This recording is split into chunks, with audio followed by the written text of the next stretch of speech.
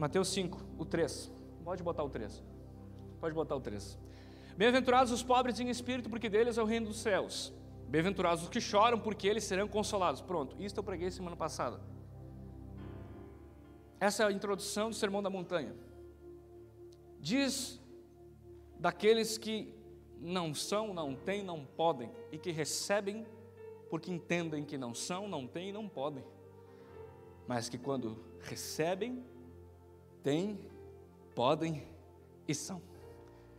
Porque o reino é dado aos pobres e que choram. Quando eu li todo o Sermão das Bem-aventuranças, eu já vou continuar lendo, só escute isso, você que está anotando talvez. Deus me esclareceu o Sermão da Montanha em 3 partes. E dessas 3 partes, a primeira eu preguei semana passada. A segunda e a terceira eu quero pregar hoje. Essas 3 partes falam de 3 lições do Sermão da Montanha. A primeira lição é a lição da graça, que é o que eu falei semana passada. É a lição da graça. O que não fez, não merecia, não tinha, não há mérito, e ele simplesmente recebe, porque ele dá-se em conta de sua pobreza espiritual, não de sua fraqueza espiritual, não de sua moribundez espiritual, no sentido de que ele não é um homem espiritual, no sentido de que ele sabe que sem Deus só lhe resta o inferno. Sem Deus ele nada pode. Essa é a lição da graça. E na sequência vem o versículo de número 5: bem-aventurados os mansos, porque eles herdarão a terra. Bem-aventurados os que têm fome e sede de justiça, porque eles serão fartos. Bem-aventurados os misericordiosos, porque eles alcançarão misericórdia. Bem-aventurados os limpos de coração, porque eles verão a Deus. Bem-aventurados os pacificadores, porque eles serão chamados filhos de Deus.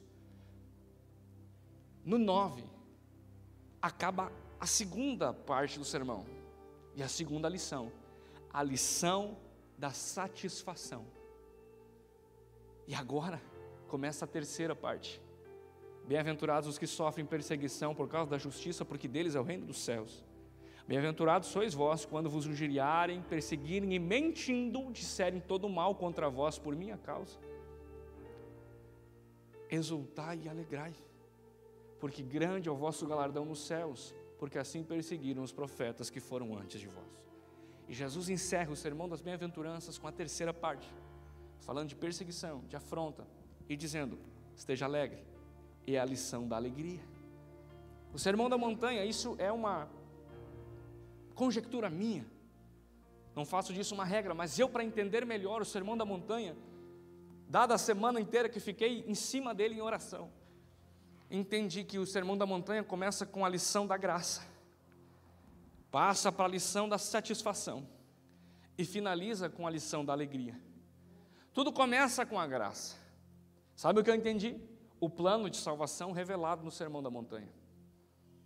Peço graça e auxílio de Deus para poder fazer você compreender a preciosidade que é isso. Começamos com a graça do não merecedor, do pobre, do mendigo.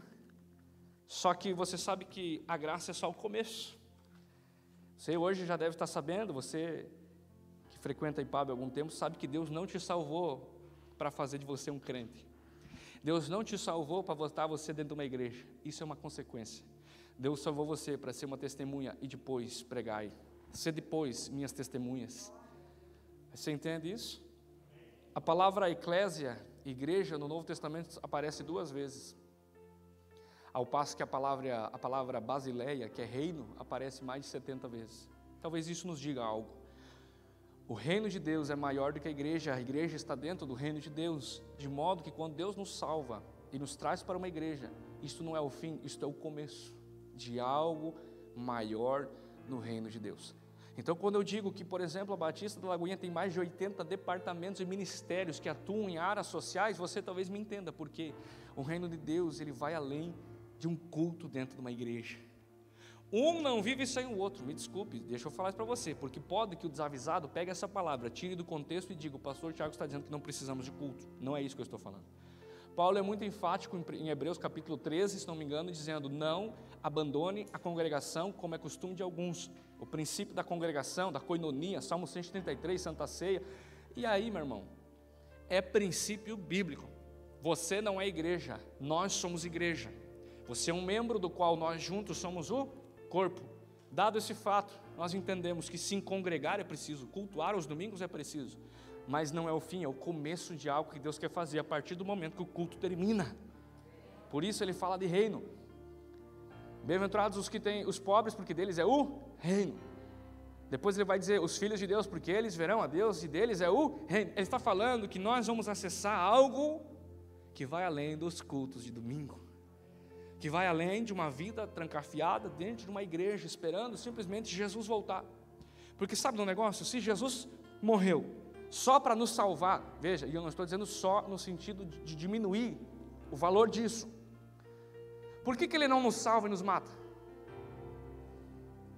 Pronto, Oséias recebeu Jesus como Senhor e Salvador, nasceu de novo, se batizou nas águas, tomou a ceia no culto de domingo e pode morrer.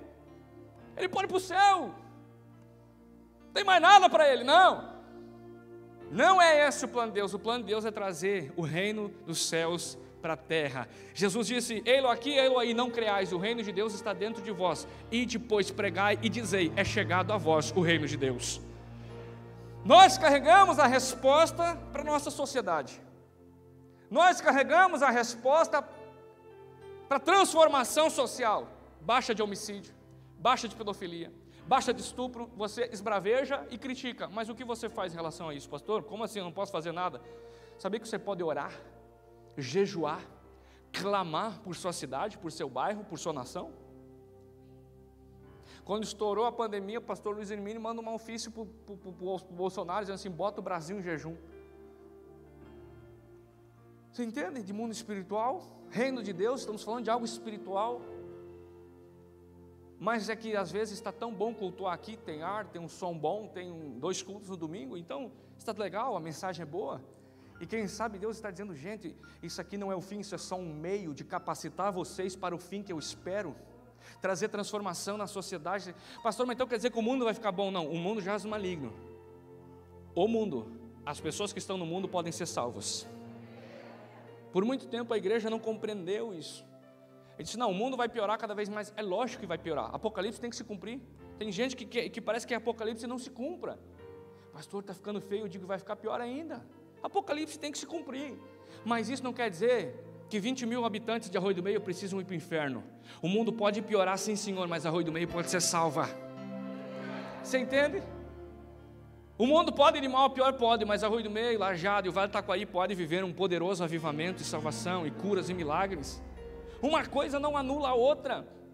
O conformismo de nós acessar a interpretação escatológica de Apocalipse nos leva a entender que pronto, o mundo jaz no maligno e vai ficar cada vez pior.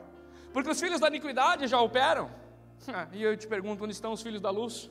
Sentados em suas cadeiras esperando Jesus voltar? Não, vão se levantar nesse tempo, arregaçar suas mancas e dizer, eis-me aqui, Senhor, envia-me a mim. Há milhares de almas em todos os 4 cantos do planeta precisando de Jesus. Em esferas de influência, por quanto tempo nós não abandonamos os ricos para Satanás, entendendo que o dinheiro era um problema, e hoje nós entendemos que o dinheiro não é um problema, mas sim o amor ao dinheiro, e hoje nós entendemos que Jesus quer salvar o rico, o pobre, o mendigo, o milionário, o bilionário, e alguém precisa ir lá falar para eles. E como que você vai falar se você não tem acesso? Deus vai salvar empresários para falar de Jesus para eles. Deus vai salvar pessoas no âmbito jurídico para falar de Jesus para eles. Então, por exemplo, o advogado Alexandre, ele se tranca agora dentro de casa, simplesmente ele não sai mais, porque agora ele é salvo, ele recebeu o batismo com o Espírito Santo, e agora ele vai esperar Jesus voltar para não perder isso, que é tão bom. Agora que ele tem que arregaçar as mangas e ir para dentro dos fóruns, pregar para juízes, para promotores, para delegados, porque ele recebeu aquilo que o mundo precisa. Ele não pode pegar uma candeia, uma luz e colocar embaixo da mesa.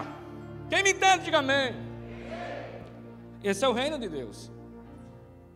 E aí Jesus começa a explicar essas coisas do reino e além de explicar a graça, olha só, olha o que vai dizer esses versículos que nós lemos, você vai ver agora.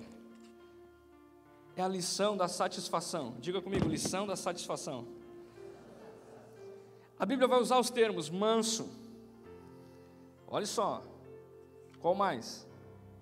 Quem tem fome e sede, misericordioso, limpo e pacificador. E você lembra que nós estamos na terceira, no primeiro dia que eu preguei sobre isso, eu disse que o sermão da montanha era algo espiritual, porque ele subiu, mas acessível porque ele sentou. E que todo o sermão da montanha começava, todas as bem-aventuranças, com a palavra Macários. Quem anotou sabe, que significa plenamente satisfeito, abençoado em todas as áreas.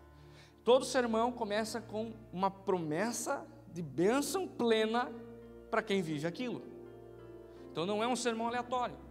Nesse contexto que nós vamos chegar agora, as palavras que Jesus usa me levam a crer que Ele está trazendo uma lição de satisfação no reino de Deus. Eu vou explicar. A Bíblia vai dizer, bem-aventurados os mansos, porque eles herdarão, bota para mim, só para eu não me, tá aí? Herdarão a terra. Aí você tem que pegar as palavras-chave, é assim que eu leio a Bíblia, é assim que eu preparo os esboços, é assim que eu interpreto a Bíblia. As palavras que me chamam a atenção aqui é o manso. E o que o manso tem a ver? O que o manso recebe? Herda. O manso herda. Quer ver uma coisa? Mansidão. Alguém acha que manso é o bobo? Não, manso é o tapado. O que ouve tudo, o que aceita tudo. Não, manso não é isso. Olha para mim. Mateus capítulo 11, não precisa colocar, se quiser colocar, coloca. Fica a teu critério, eu vou acelerar. Mateus 11, 29 a 30 diz, Jesus diz, aprendei de mim que sou manso e humilde. Jesus era manso, mas Jesus era tapado? Bobo? Ele era o leão da tribo de Judá, querido. Ele era o príncipe, ele era o guerreiro maior, ele era o Senhor dos exércitos. Ele era o tremendão. Pastor Sérgio disse que ele era fera, e ele era fera mesmo, porque leão é fera mesmo. Mas ele era manso. Aí chegou uma altura, dentro da sinagoga, quem está comigo, diga amém, que os cambistas começam a depravar o altar. Eu não vou fazer o que Jesus fez aqui, porque ia me custar um pouco caro. Mas Jesus chegou botando o pé e chutando as mesas. Chegou quebrando o banzé de Satanás. Ele pecou? Ele cirou? Sim. Mas a Bíblia diz, irai-vos e não pequeis. Ele cirou com a profanação do altar, botou o pé na mesa e disse para fora daqui sem vergonhento. Manso. Manso não é tapado. Aí você é manso, né? Mas você lá tem sua empresa, faz um negócio errado com você, você aceita. Não, você vai para cima, reivindicar o que é seu de direito. Se precisar colocar uma ação na justiça, coloca. Tem advogado para isso. Ah, pastor, mas Paulo diz que nós não devemos processar, os irmãos não devem se processar entre um e outro, porque eles precisam resolver as coisas diante de um pastor. Se o pastor não puder resolver, eles procuram a justiça. Ah, como eu tenho coisas para pregar nesse tempo, Jesus, para trazer clareza e entendimento para a igreja. Coisas que estão na Bíblia. E eu, faz 20 anos que sou crente, eu nunca vi os pastores pregar isso, porque não arranca ibope, como diz o pastor Sérgio, né? Não dá ibope. Mas você precisa ser manso. Se você não for manso, não há herança para você. Pastor, mas eu não preciso herança? Mas irmão, me diga uma coisa. Quando morre o dono da herança, se abre o testamento, se abre o que nós no direito chamamos de sucessão, cai bens em herança, quando se assina lá a escritura. Irmão, Jesus morreu, nos deu acesso, Ele disse, eu libero a herança. Só que olha só, não é para qualquer um. Por isso que nós entendemos que todos serão salvos, irmã Elisângela. Todos que receberem Jesus serão salvos, mas nem todos terão herança. Tem gente, irmã, que vai morrer, me entenda bem, pobre, e eu não estou falando que pobreza é um problema, miserável, devendo, os credores na porta, aquele banzé, aquela coisa assim, 10 anos, a vida travada, e ele é salvo. Tem gente que vai morrer, nunca vai falar em língua e vai para o céu, porque falar em línguas não está relacionado à salvação, está relacionado a uma vida no Espírito. Só que isso me parece um pouco de conformismo, porque Jesus simplesmente disse, ei campeão, eu dei acesso a tudo o que eu tive, eu dou acesso para você porque eu rasguei o véu, o Pai está acessível, e a gente parece que não quer. Porque o manso é quem vai herdar a terra. Pastor, está falando de que terra? Irmão, herança está falando de galardão, galardão está falando de recompensa, e recompensa traz satisfação. Isaías diz assim em 53, ele era um homem de dores, não vimos formosura, homem que olhávamos para ele e nada vimos, mas daqui a pouco a Bíblia diz assim, ele verá o fruto do seu trabalho e ficará satisfeito. Quando ele vê a recompensa daquilo que ele fez, ele fica satisfeito. O manso terá satisfação, o manso receberá recompensa e ficará satisfeito. Olha só, manso está falando daquele que tem maturidade emocional, manso está falando do equilibrado, daquele que tem sensatez, aquele que nasceu em Cristo e agora é parecido com Cristo, o que disse que era manso. Manso está falando de autocontrole. Cutuca o irmão enquanto o pastor está lendo para não ficar feio e diga assim, acorda varão, não durma. Cutuca a irmã e diga assim, não boceja, não pisca, fica atento, essa é a tua noite. Vai, faz isso, me obedeça. Uma palavra que você perdeu, você pode perder um ensino que vai mudar a sua vida. E quando falamos de um homem equilibrado, um homem manso, eu lembro do Salmo 37:11. Salmo 37:11 está falando o seguinte: os mansos herdarão a terra e se deleitarão na abundância de paz. De novo associa o manso com satisfação. O manso terá abundância, terá paz. Escute, sabe o que é deleite? Deleite é prazer. O manso terá prazeres na terra. Pastor, mas prazeres é pecado. Não, prazeres da carne é pecado. Ter a sua família ao pé da mesa, desfrutar de um bom almoço, desfrutar de uma viagem, ter paz e tranquilidade dentro da tua casa, não ter panela voando, gritaria, palavrão. Isso é para quem é manso. O manso receberá deleites. Jesus está dizendo, o manso terá uma vida de prazer na minha presença. Sabe qual é a interpretação contrária? Quem não é manso nunca terá prazeres, porque ele vive em pé de guerra. Ele é aquele que diz, qualquer pé de galinha dá uma galinhada. Não pisa no meu pé, que eu sou convertido, meu facão não é. Esse que não é manso, ele nunca poderá desfrutar dos deleites de paz, porque ele não é manso. Só pode desfrutar dos deleites de paz, de prosperidade, de vida longa, de bênção e benevolência, quem é? Por isso eu disse, é lição de satisfação. O manso tem autocontrole, então ele quer alguma coisa, escute, é poderoso isso, mas ele não pode ter, mas ele quer. Se ele não é manso, não tem autocontrole, equilíbrio, ele se desespera, já perde a paz. Não, porque eu precisava, e fica ansioso. Quando ele fica ansioso, fica transtornado, tem que ir para um psiquiatra tomar remédio. O equilibrado não. O manso diz, eu aprendi com Jesus. Daqui 3 anos a cruz me pega, mas é só daqui 3 anos. Eu vou viver o dia de hoje. Pai nosso que está no céu, o pão nosso de cada, porque amanhã eu vou orar de novo, eu quero o pão de hoje. Só manso pode ter equilíbrio, só manso pode ter sensatez e saber que, escute, sabe o que o doutor Augusto Cury, com o qual eu estou fazendo um curso poderosíssimo, tem dito? Que o mal do século não é a depressão, é a ansiedade. E acomete 90% das pessoas estão com ansiedade. Estão aqui num culto como esse, não vê a hora de acabar, porque estão aqui inquietas, agitadas. Sua mente está em qualquer lugar do mundo, menos aqui. E por favor, me ligue um ar aqui, que senão eu vou ter um treco.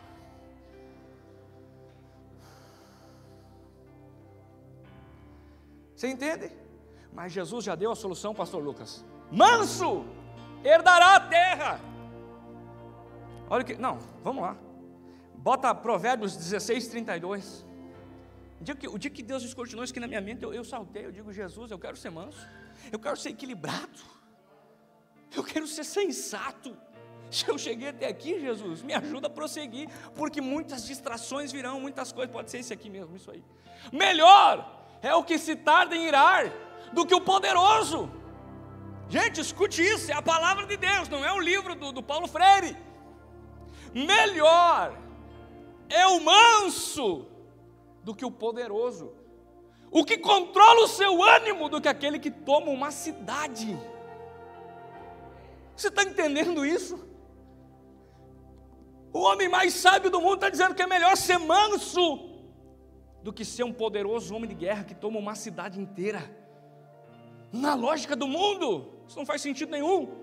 Mas na lógica do reino, onde grande é o pequeno, onde se desce para cima e se sobe para baixo, onde o que não tem é o que tem, o que não sabe é o que sabe, onde Deus confunde, é melhor ser manso e dominar o seu espírito do que ser senhor de uma cidade inteira.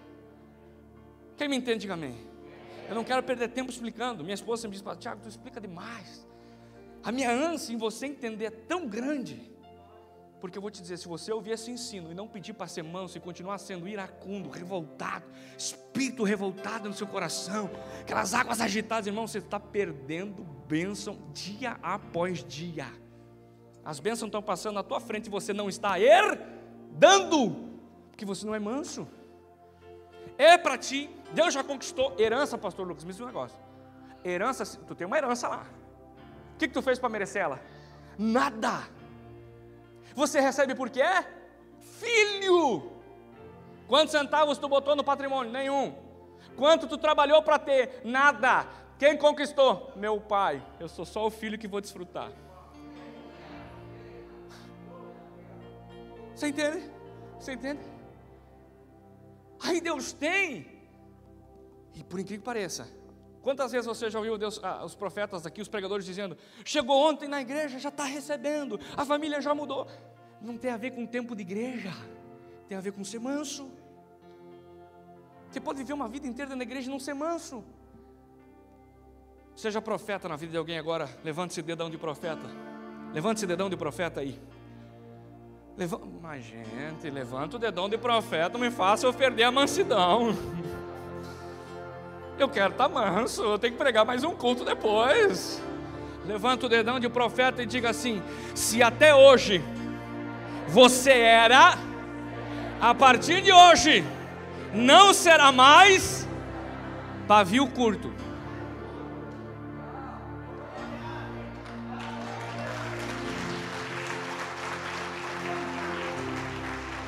Ó, já viu o zoinho piscando no canto, vai falando, Jeová da glória.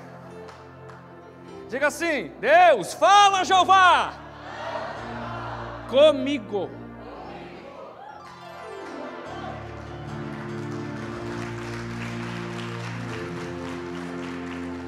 Olha, eu avisei na primeira semana, se você não tem coragem, fique em casa. O sermão da montanha vai ser pancadaria. Irmão, quem é acostumado com luta de capoeira, isso aqui é MMA, é luta livre.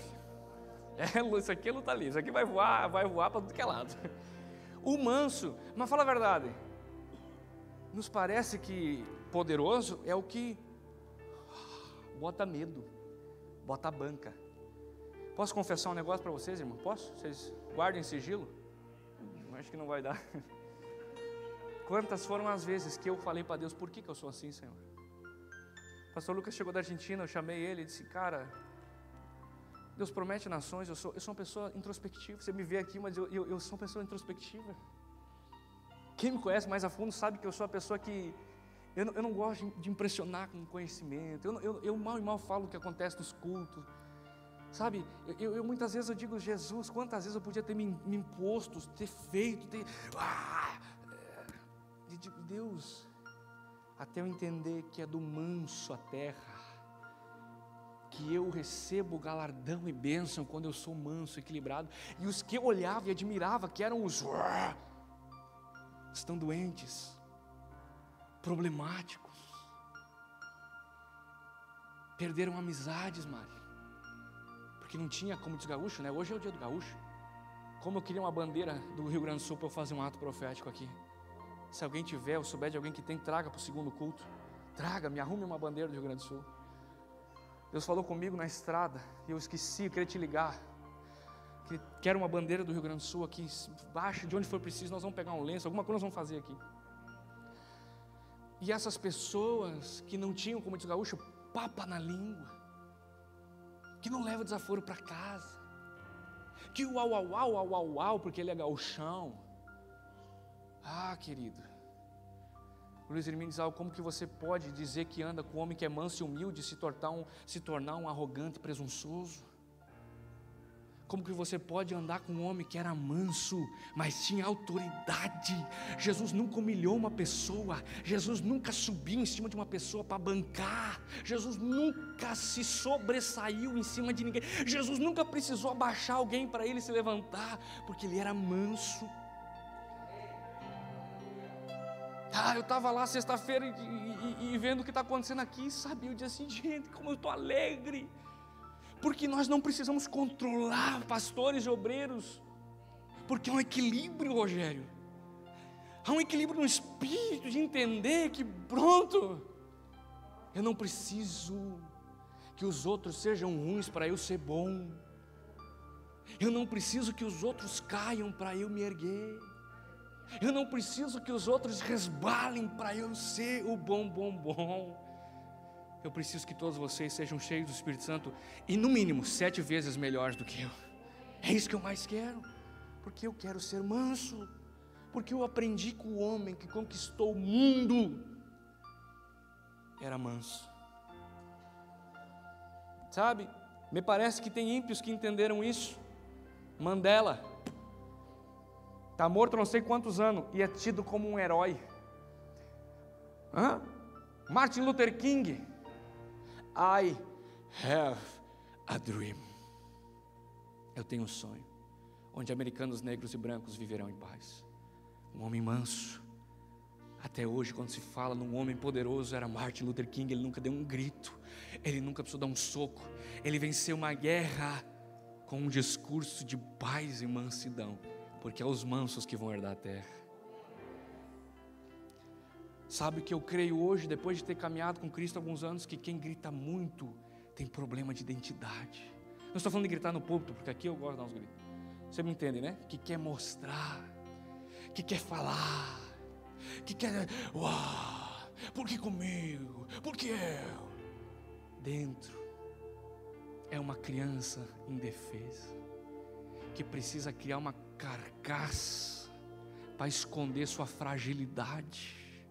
Quando você tem identidade, irmão, você pode andar de carrão importado, você não vai querer mostrar a chave, porque você não precisa disso.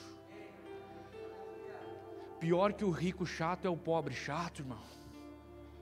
Compra o carro em 72 mil parcelas até Jesus voltar e sai bancando em cima dos outros. Vem um tempo de maturidade, sensatez e equilíbrio sobre essa igreja. Nós não precisamos afundar os outros para nós levantar. Eu quero que Deus te dê um batismo de mansidão. Você nunca mais vai humilhar um funcionário, você nunca mais vai humilhar um irmão, você nunca mais vai humilhar seu pai, sua mãe. Você vai andar num nível de honra e equilíbrio, porque afinal de contas, você representa Cristo, e o Cristo é manso. Quantos dizem amém? Só que herança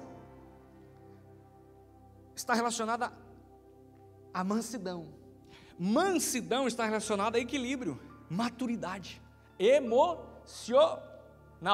Diga comigo, maturidade emocional. Nós somos treinados na escola, e eu fiquei sabendo que uma cidade do Rio Grande do Sul colocou dentro do seu currículo pedagógico a disciplina de gestão emocional, inteligência emocional. Fiquei sabendo, se eu não me engano é Estrela, uma coisa assim, para treinar as nossas crianças a serem maduros na emoção. Porque veja bem, nós somos maduros nas finanças e planejamos e fazemos cálculos, e eu sou a favor disso 100%. Nós somos maduros ao escolher uma esposa, porque vamos viver com ela o resto da vida. Nós somos maduros a comprar um carro, e aí a gente vê, alguns não, mas a maioria, vê se consegue pagar seguro, vê se pode ter aquele carro. Quando vai comprar uma casa, procura um terreno bom, sim ou não? Isso fala de maturidade.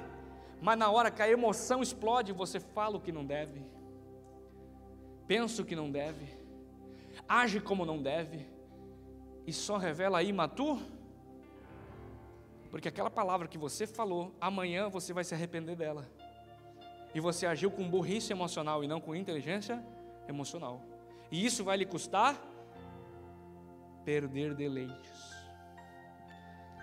Bota para mim Romanos 8,17, e eu vou para o próximo.